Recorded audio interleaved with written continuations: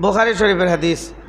عن أبي هريرة رضي الله تعالى عنه قال قال رسول الله صلى الله عليه وسلم ستكون فتن القائد فيها خير।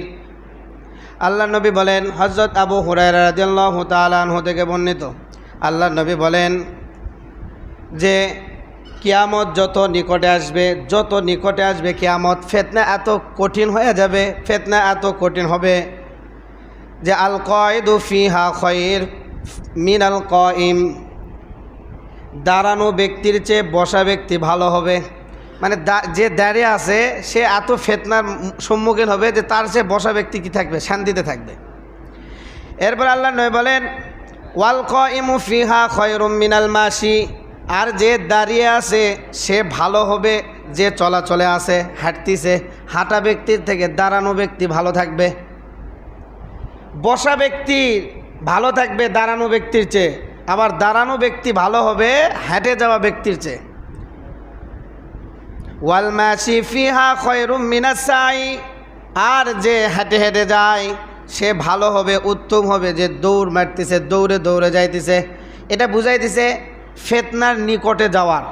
ফিতনা তো আসবেই, কিন্তু ফিতনার কাছে না গিয়ে যে কেউ যদি বসেও থাকে তার কাছেও ফিতনা আসবে, কিন্তু বসে থাকার ব্যক্তি দাঁড়ানো ব্যক্তির চেয়ে ভালো হবে। এই জন্য যে ওই দাঁড়িয়ে থাকে ফিতনার কাছে গেছে, আরে কুম্পকে বসে আছে। আর একজন যে হাঁটতেছে ওর চেয়ে দাঁড়ানো ব্যক্তি ভালো হবে, কারণ দাঁড়ানো ব্যক্তির কাছেও ফিতনা আসবে, কিন্তু যে হাঁটে হাঁটে ফিতনার কাছে যাচ্ছে তার চেয়ে ভালো যে দাঁড়িয়ে থেকে আছে।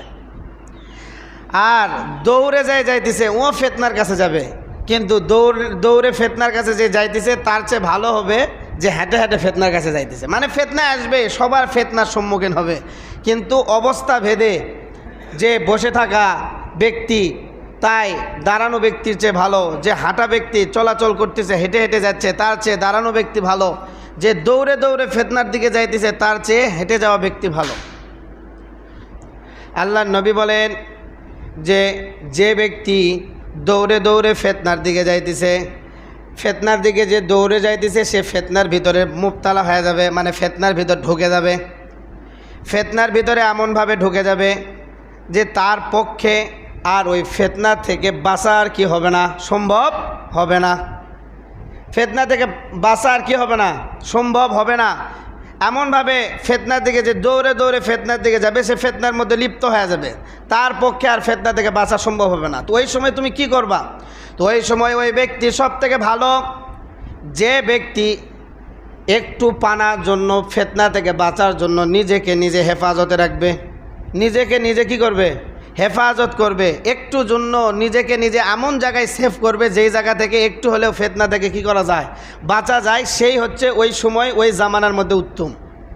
কারণ ফিতনা আসবে, বসে থাকা ব্যক্তির কাছেও আসবে, দাঁড়ানো ব্যক্তির কাছেও ফিতনা আসবে, চলাচল ব্যক্তির কাছেও ফিতনা আসবে, যে দৌড়ে যাইতেছে তার কাছেও ফিতনা আসবে। কিন্তু যে দৌড়ে ফিতনার দিকে যাইতেছে সে তো ফিতনার কাছে লিপ্ত মুবতালা হয়ে যাবে, মানে ফিতনার ভিতরে ঢুকে যাবে।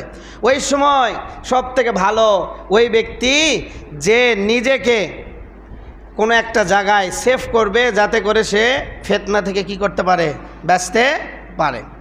তাহলে ফিতনা এই অবস্থায় আসবে যে আল্লাহর নবী বললেন যে একে অপরের চেয়ে কম বেশি হবে, ফিতনা সবার কাছে আসবে, কিন্তু কম বেশিটা হবে এই অবস্থায়। আল্লাহ রাব্বুল আলামিন আমাদের সবাইকে হেফাজত করুন।